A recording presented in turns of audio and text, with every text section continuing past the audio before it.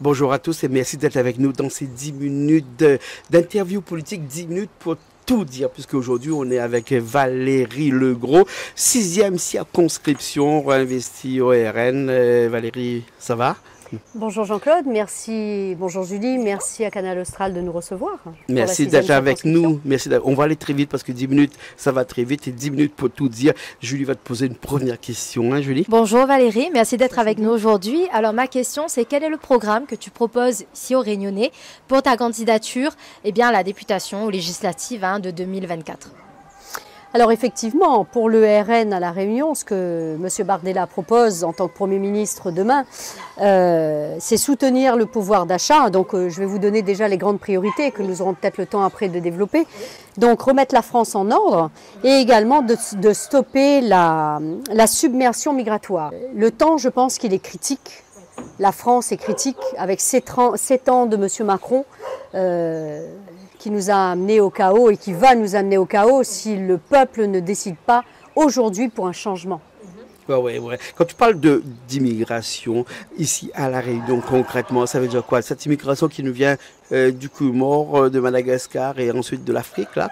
Alors nous, ce que nous proposons pour l'immigration, effectivement, c'est de poser un cadre.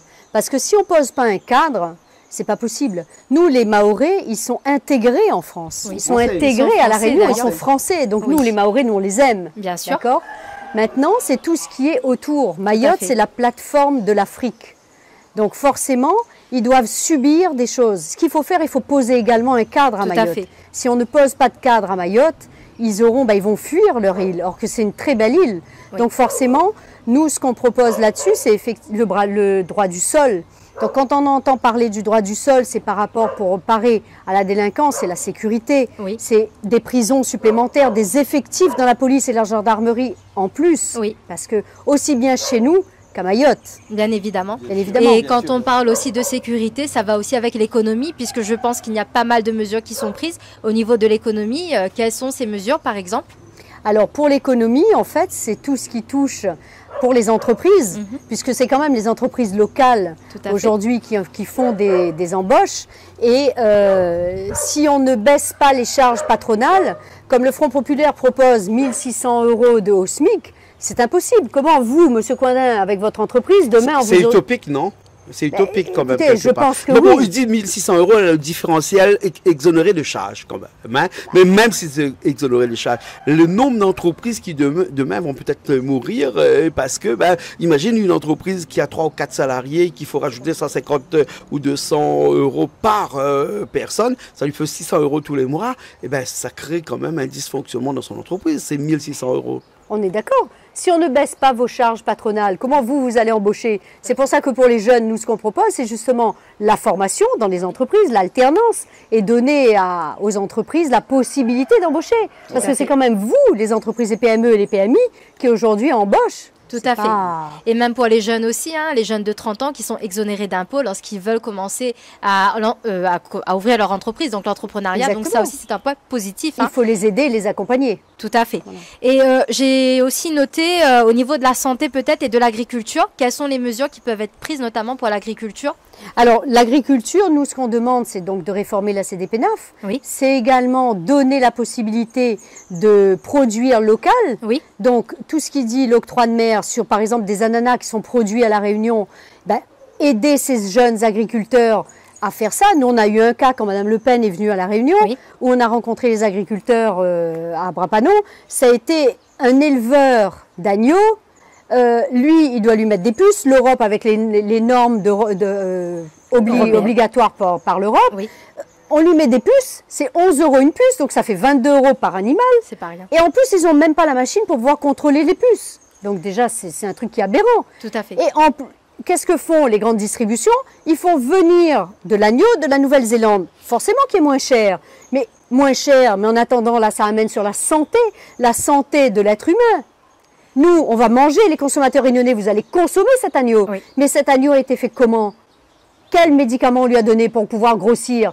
Et en attendant, l'agriculture réunionnaise, le pauvre agriculteur qui, lui, élève les agneaux, il est pénalisé.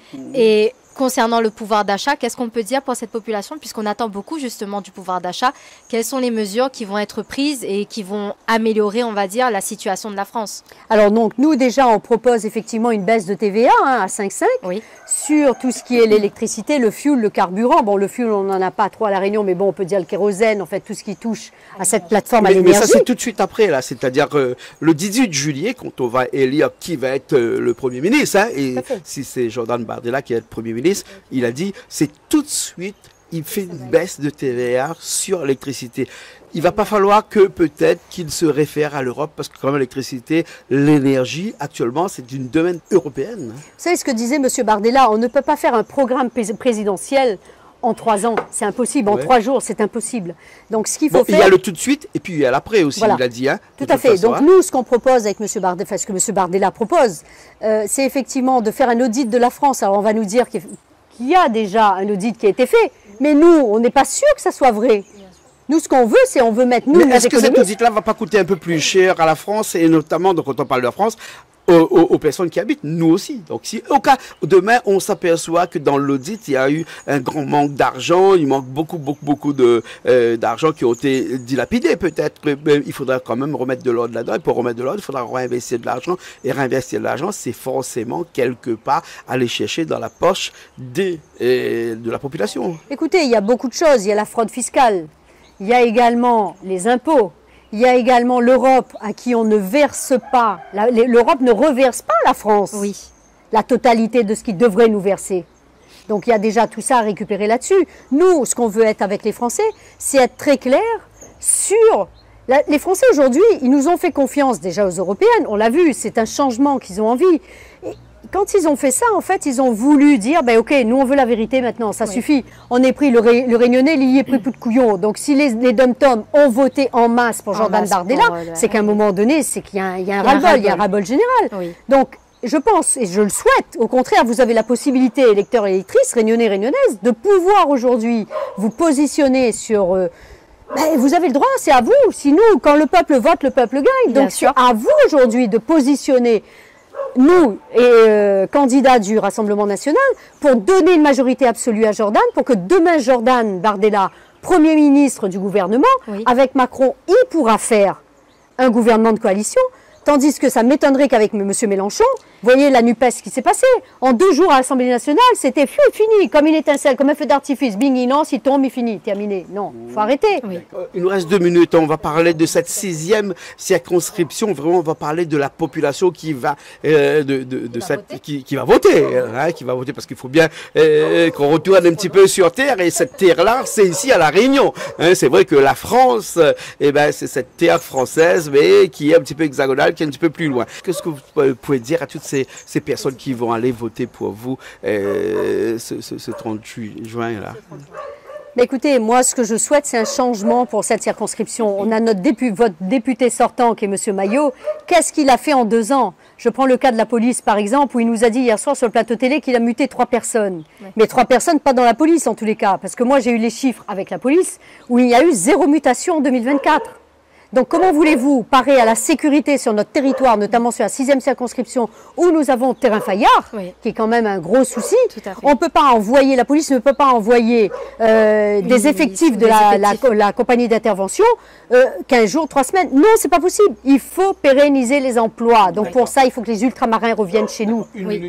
Et donc, pour terminer, et je vous remercie encore Valérie Legros, quelle est la conclusion qu'on peut faire justement et qu'est-ce qui va encourager les Réunionnais à voter pour vous? Écoutez, moi ce que j'aurais à dire aux Réunionnais, c'est une opportunité historique de porter vos idées et nos idées au pouvoir et d'offrir donc à notre pays un nouvel élan. Donc avec cette nouvelle majorité, en mettant donc le maximum donc avec la majorité absolue, parce qu'un groupe à l'Assemblée nationale, on sera beaucoup plus fort.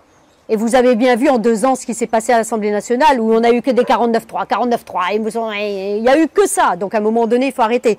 Donc moi, ce que j'aurais tendance à dire pour la 6e circonscription, que c'est une période cruciale et qu'il est essentiel donc de défendre nos priorités, que ce soit sur l'emploi, le pouvoir d'achat, la sécurité, l'immigration, le logement, et j'en passe, les jeunes, le développement durable, la santé, sans oublier donc nos entreprises, parce que sans elles, nous n'avancerons pas. Donc ensemble, nous avons la force de faire entendre notre voix. Si vous m'envoyez demain à l'Assemblée nationale sur la 6e circonscription pour vous représenter, ben écoutez, je serai là et je travaillerai avec discernement sur tous les sujets. Donc le 30 juin, je vous demande de voter Valérie Legros pour le Rassemblement national et Yanis Robert. Et quand le peuple vote, le peuple gagne. Très bien. 6e circonscription. Merci beaucoup Valérie Legros. Et j'espère que tous les Réunionnais entendront votre voix. Merci Réunionnais et Réunionnaises. Merci.